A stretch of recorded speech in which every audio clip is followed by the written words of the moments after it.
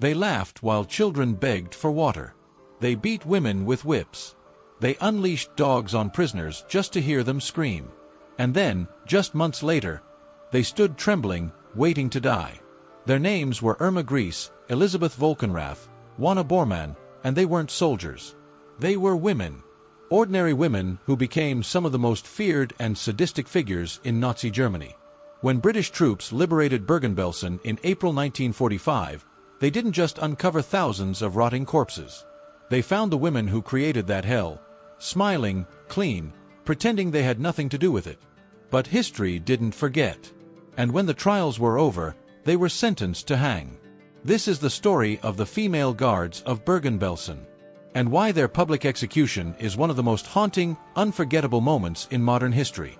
Viewer discretion is advised. The day the camp was liberated. April 15, 1945. The war in Europe was nearing its end. Hitler's empire was crumbling. And in a quiet forest clearing in Lower Saxony, Germany, British troops arrived at Bergen-Belsen. They weren't prepared for what they saw. Even hardened war veterans dropped their weapons and vomited.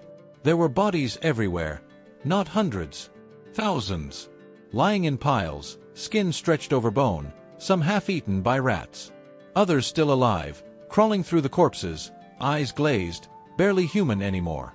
The stench was so thick you could taste it. Camp survivor Anita Lasker-Wallfish would later recall, "You didn't walk into Belsen. You fell into it." Some British soldiers wept openly. Others turned their faces away. But one man, British Army photographer Sergeant Harry Oakes, kept filming. And thank God he did. Because what he captured would later be used in court, and in history books, to show the world what true evil looks like. And standing quietly amid the ruins of this death camp, were several female guards. Neatly dressed. Composed. Pretending they'd just been doing their jobs. This is where we begin profiling the guards, especially Irma Grese, and share the most chilling survivor accounts. It's where the story gets even harder to stomach. The women who ran the camp. They didn't look like monsters. That's what unsettled so many British soldiers, reporters, and even survivors who laid eyes on them after liberation. They expected to find some twisted, feral creatures, women deformed by war or madness. But instead, they found women who looked like neighbors, nurses, librarians. And yet, these were the architects of suffering inside Bergen-Belsen. They held the whips. They gave the orders. They watched men, women, and children starve, and sometimes they laughed. 3 names stand out. Etched in every trial document. Etched into every survivor's nightmares. Irma Grese, the beautiful beast. She was 22 years old. Blonde. Blue-eyed. Radiating the image of Hitler's Aryan ideal. But behind the calm, youthful face was a cruelty that stunned even Nazi officers. She carried a pistol on her hip and a plated whip in her hand. She used both, often. Survivors said she wore heavy perfume, even as the camp was piled with rotting corpses. She beat prisoners for standing too slowly. She unleashed dogs on women who couldn't walk. She chose which girls were sent to the gas chambers, often with a smirk. One survivor, Lily Applebaum Malnick, recalled. She'd point to a girl, maybe 16, smile, as if selecting a dress. And that girl was never seen again. Another witness testified that Grese once shot a woman for crying while holding her dead child. To the prisoners, she became a myth and a curse. They whispered her name like a ghost, afraid she might hear. Elisabeth Volkenrath, the supervisor. If Irma Grese was the face of sadism, Volkenrath was its iron backbone. She wasn't impulsive or emotional. She was cold, calculating, efficient. She oversaw the entire female SS staff at Bergen-Belsen. She ran the camp's logistics, selecting who lived, who died, who worked until they collapsed. She was trained at Auschwitz, promoted for discipline. And at Belsen, her signature was on every transport manifest. She didn't beat prisoners. She made the system that did. When questioned after the war, she claimed she never laid a hand on anyone. But witnesses told a different story. They saw her pointing at inmates, nodding as guards dragged them away.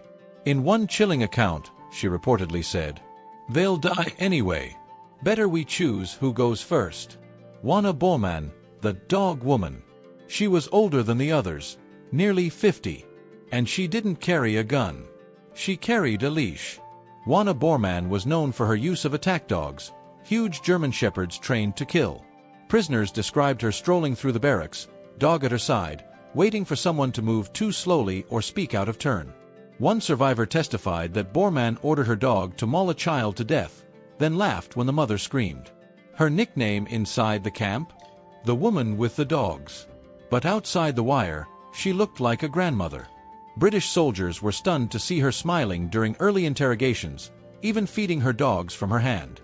How could someone so calm, so maternal, also be a monster? The survivors speak. For those who lived through Belsen, these women weren't anomalies. They were the rule. In fact, some survivors said the female guards were crueler than the men, more unpredictable, more sadistic, more personal. One said, "The men beat us to keep order. The women beat us because they liked it." Another, a girl who had been imprisoned at age 14, recalled Irma Grese approaching her and whispering, "You'll never leave here alive." "But I will." She was wrong. This is where the mask drops, and we see what these women did when they realized the war was over. It's chilling, because many of them still felt no guilt at all. Captured, but not regretful. The Third Reich had fallen. Hitler was dead. The swastika was torn down.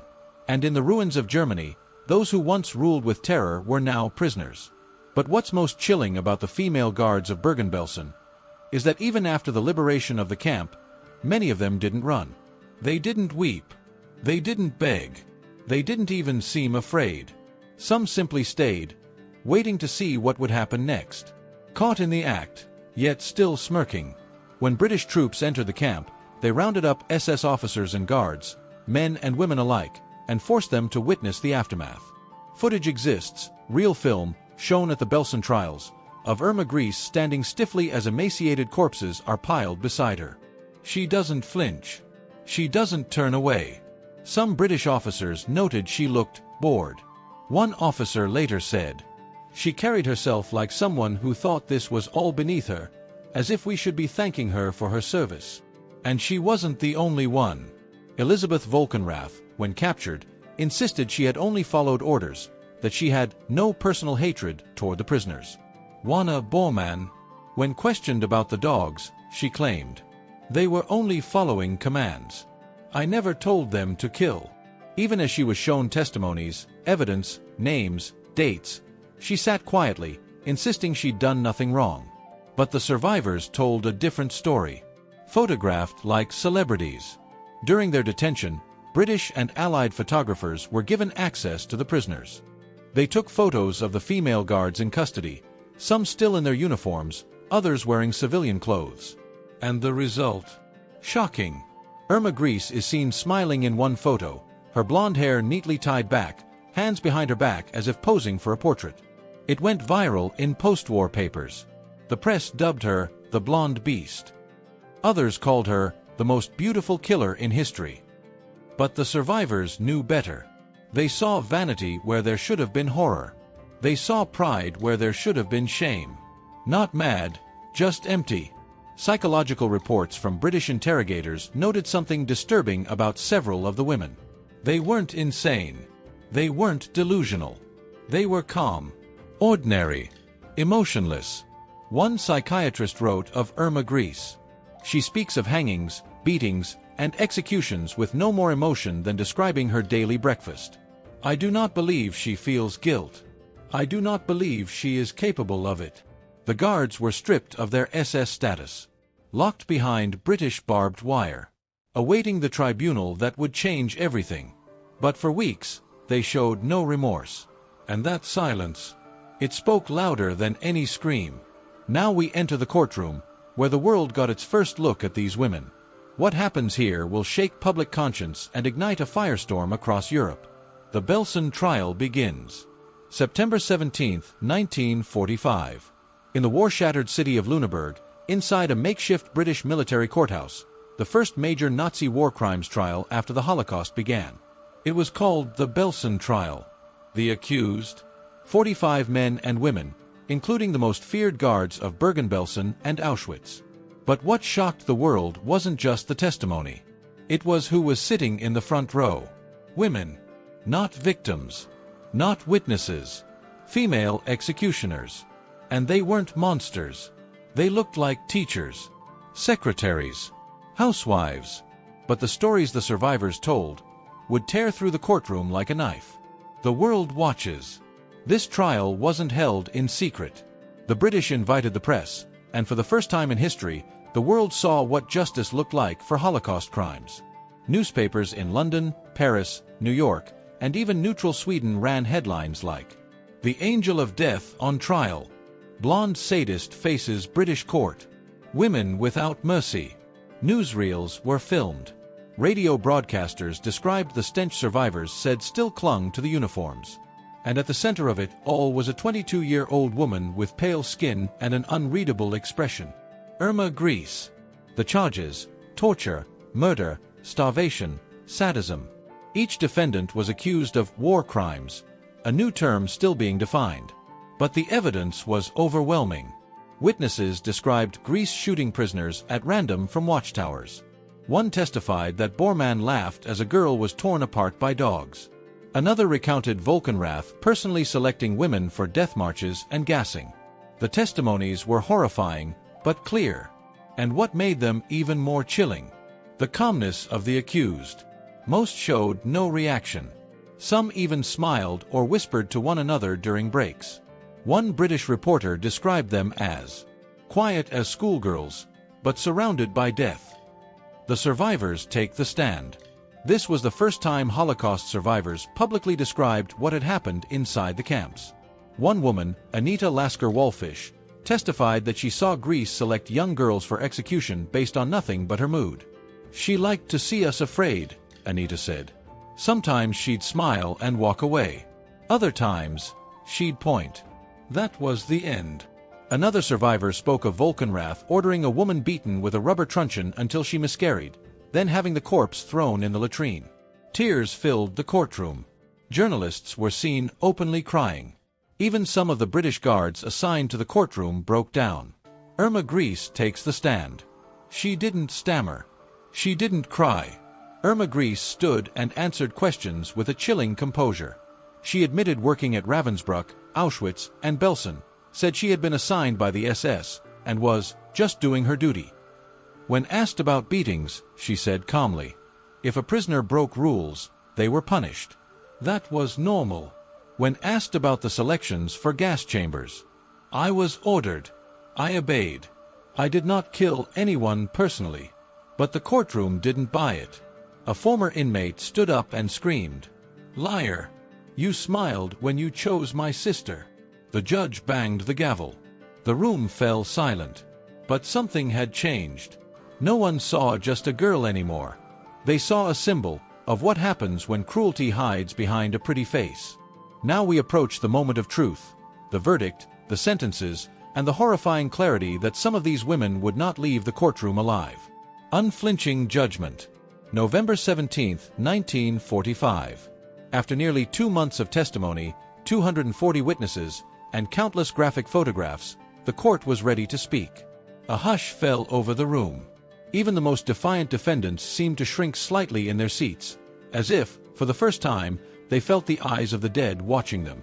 The British judge read the names one by one. Irma Grese, guilty. Elisabeth Volkenrath, guilty. Juana Bormann, guilty. Then came the words that would ripple through history. Sentenced to death by hanging. The courtroom gasped. Irma Grese, just 22 years old, stood still. She did not cry. She did not speak. She simply looked at the floor. A British officer watching from the gallery wrote. She looked, finally, human. And terrified. Elisabeth Volkenrath blinked in disbelief. Juana Bormann reportedly muttered something under her breath, a prayer, perhaps, or a curse. Other female guards collapsed into tears, shrieking they were innocent. But no one in that room had forgotten the miles of corpses, the eyeless stares, the mothers clutching dead infants on Liberation Day. This wasn't vengeance. This was the closest thing to justice the world could offer. No last words of remorse. After the sentencing, the condemned were taken back to their cells. 4 days, reporters tried to get quotes, confessions, apologies. But most of the women said nothing. Irma Grese refused interviews. She stopped speaking almost entirely. She spent her final days combing her hair, writing letters to her family, and sitting silently. When asked if she regretted anything, she allegedly said, "What good would it do now?" Juana Bormann, for the first time, wept. She reportedly asked to see a priest. But when one arrived, she wouldn't speak. Volkenrath, cold to the end. Receipt: the world reacts. As the verdicts hit newspapers around the world, headlines screamed, "Death for the Nazi women. Beauty meets the noose. Greece to hang for camp horrors."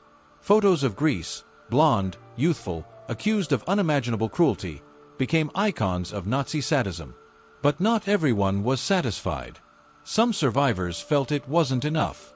Some said there were dozens more female guards who had vanished after the war, slipping away into post-war Europe, changing their names, escaping judgment. And some civilians asked the chilling question, how many of us would have done the same in their position? Because that's what made these executions so hard to stomach. These weren't monsters. They were people. And they chose evil anyway. Now we reach the climax, the haunting morning of December 13, 1945. The gallows were waiting. The women were led out, one by one. The British burned the original buildings to stop disease from spreading after liberation. What remains is a field of stone markers and a haunting inscription. Here lie 50,000. And beneath that field, unmarked graves. No names. Just victims, many of them women, children, and the elderly. Tour guides speak softly. Visitors walk slowly. And many, even strangers, leave in silence. The footage that resurfaced decades later. In the 1980s and again in the 2000s, historians unearthed and censored liberation footage from British Army archives. The images were horrifying. Skeletal corpses piled like firewood. Children with vacant eyes, barely breathing. Female guards, like Grese and Volkenrath, standing nearby, untouched, unharmed, almost proud. When shown in classrooms and museums, these images sparked shock in a new generation. "That's a woman," people would ask. "How could she do that?" And that was the question that kept coming back. "But she looked like my mother." What made the executions of the Bergen-Belsen women so hard to stomach wasn't just the cruelty. It was the normality. They weren't disfigured or insane. They weren't coerced at gunpoint.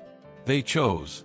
And they did it while brushing their hair, feeding their dogs, and telling their families back home they were just doing secretarial work. That's why the story still haunts us. Because if ordinary people, even women, can become executioners under the right conditions, what does that say about the rest of us? Why this story still matters? Today, Bergen-Belsen is studied in universities. Irma Grese has become the subject of dozens of books, documentaries, and even plays. Some view her as a historical anomaly, a monster in makeup. Others view her as a terrifying symbol of what happens when ideology rots empathy. But the survivors? They don't need symbols. They remember the screaming, the dogs, the smirks, the cold. She smiled in the camp, but she didn't smile on the gallows. Irma Grese never cried. She never apologized. She never begged. But on the morning of her execution, a British officer noticed something strange. Just before the trapdoor opened, she looked up, eyes wide, lips parting slightly, and for the first time, she looked afraid. She smiled in the camp, but she didn't smile on the gallows. And though she died in 1945, her shadow still walks the halls of history. If this story shook you, share it. Because there are parts of history so dark, so raw, so unexplainable, they must never be forgotten. Comment below. Do you think justice was truly served at Belsen? And if this is the kind of history you believe deserves to be remembered, subscribe to this channel, because we don't look away from the truth.